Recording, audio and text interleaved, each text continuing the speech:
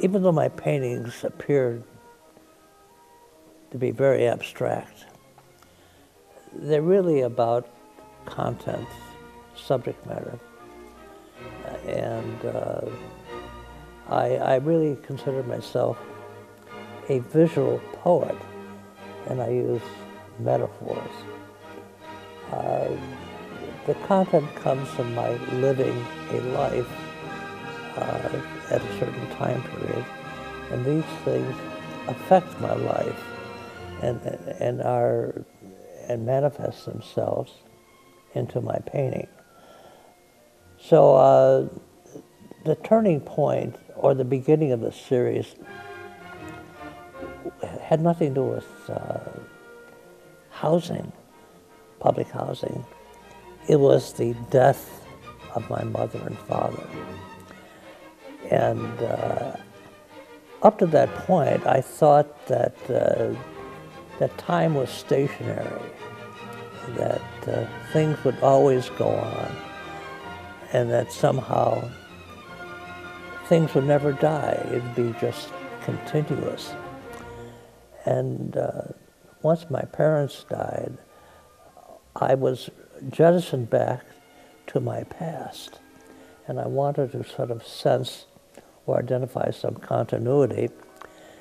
And much to my surprise, the concentration was on my neighborhood, Hyde Park, and it was going through urban renewal.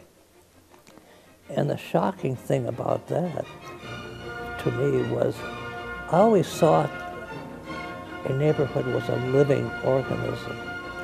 The buildings were alive with people, and the neighborhood had businesses and a sense of community, a sense of belonging. And then I witnessed the destruction of the neighborhood, piece by piece, and I realized the reason for it, for urban renewal, is that the poor in Hyde Park and the blacks were considered a threat to the stability of the neighborhood, and that we were not wanted. In some ways, we were the enemy. And boy, that was really a revelation. I never considered myself an enemy. I always thought I was sort of privileged to be in that wonderful, dynamic neighborhood. And so I seem to be concentrating on not on the death of my parents, but the death of a certain aspect of my past.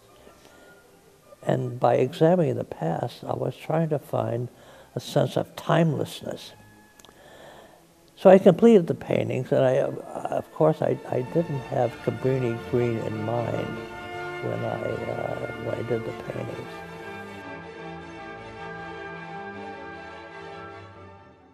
About 5 or 6 years ago, or perhaps more, I was talking to a prominent architect, Chicago architect, and he told me one of the concepts of Cabrini Green was to design buildings that were ugly, and that they wanted the people who lived there not to feel comfortable, and they wanted them to move out. They didn't think that beauty was a intrinsic part of the human psyche. That just shocked me.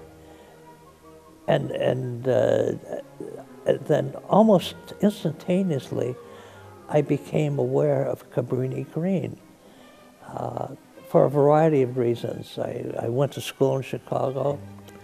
I saw Cabrini Green constructed. I saw it decaying. I saw it being demolished. I didn't give it a second thought. I thought it was just part of life. But because a similar thing happened to me, I became aware of the other. I became the other.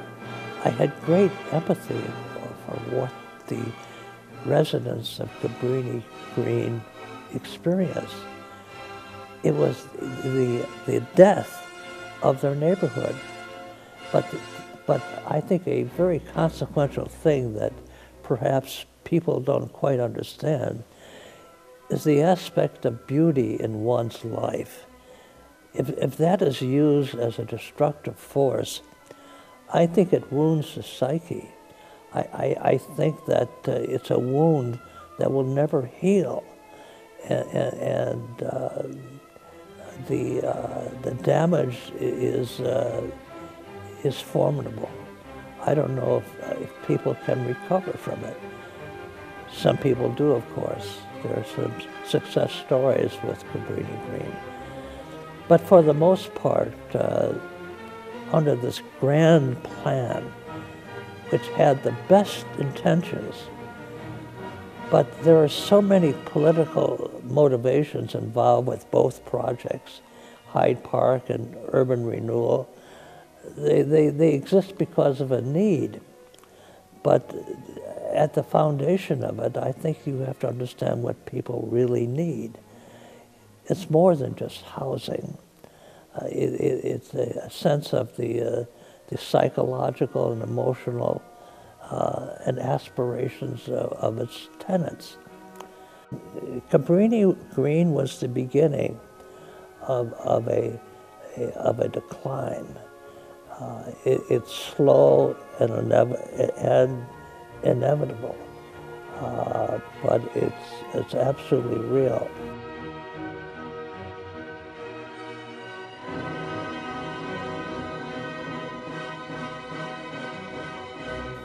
I treat paint like a watercolor. I think the paint has a life of its own, and it interacts with other pigments and other surfaces. It thinks, and it creates its own life. In some ways, I'm allowing life to create itself. And I think that's an unusual characteristic of my paintings, is that the paint thinks for itself. And I seem to be like a spectator. I'm like Fellini, watching this grand parade, the circus parade of dynamic life. And these paintings are the paint thinks for itself. It's directly from the subconscious. So these paintings are a homage to Cabrini Green. It just breaks your heart to think of the lost potential of that occurred. I realize that politicians, with their compromise and things like that, and certain decisions were made which didn't pan out. But the damage has been done. I hope there's time or the effort or the will to correct it.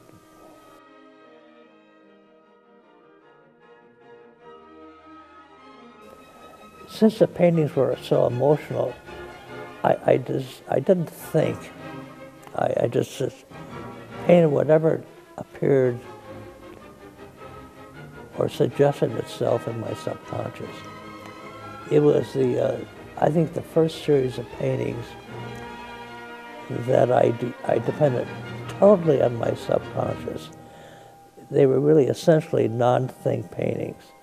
And I invented metaphors that were surprisingly complex. I really didn't know what they meant in the process of painting. But now, again in retrospect, I understand what clarity and how much they embrace the total reality of the sense of loss. It was a part of grieving. And the thing that surprised me, you never get over it. The death of a loved one, the death of a neighborhood, the death of the building, the house you grew up with,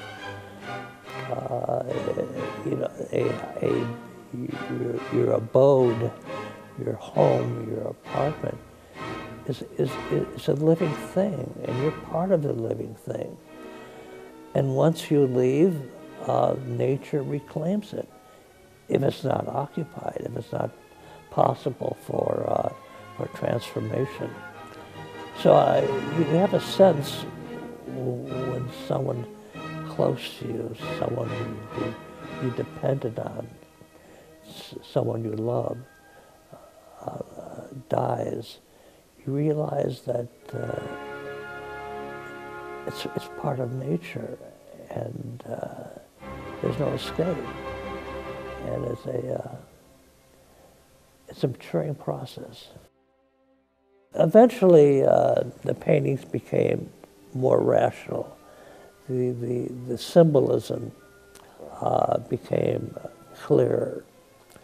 But looking back at these paintings now, like the painting behind me, I didn't realize the buildings are a combination praying mantis and architecture. And the interesting thing about a praying mantis is that after conception, the female kills the male. Now the thing about Cabrini Green is that 93% of the occupants were female. So they developed as a housing project without men. Now, a lot of things are responsible for that, but 73% of the occupants were children. So you had children growing up without fathers. But in this painting, the architecture became the enemy. It was the enemy. And how many times in human nature, in the evolution of culture, are buildings designed to be the enemy? Well, maybe Auschwitz, maybe Dachau, but Chicago with Cabrini Green. How about these housing projects in St. Louis? Again, these were concrete towers, and there was so much crime and so much violence in St. Louis, they asked the occupants, what they should do to fix it. And their conclusion was, blow it up. And they did. So after 10 years of construction, they blew it up.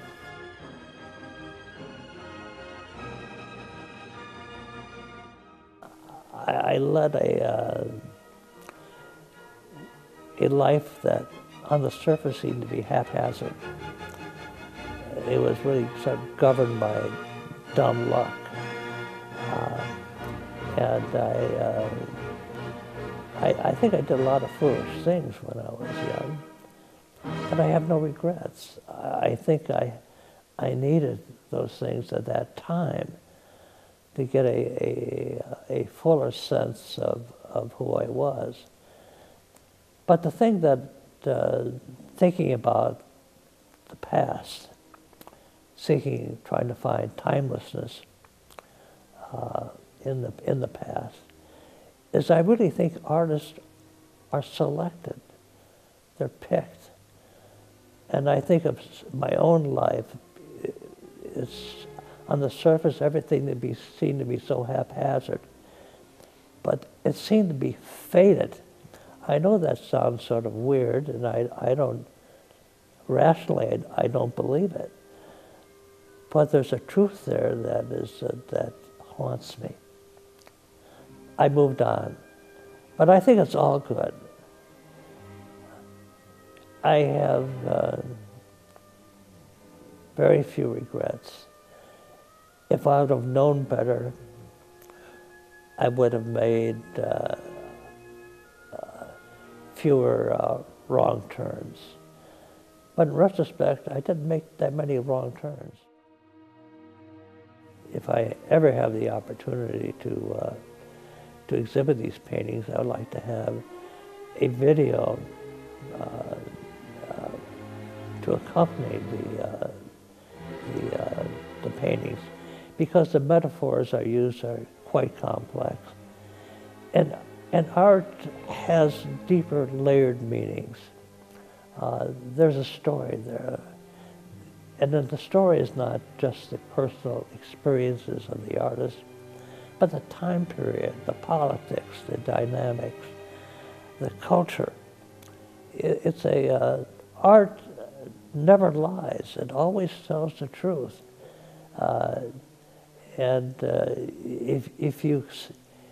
If you seek it, you will find it. And you'll stop at a point where you think it's sufficient, but you can always come back for more.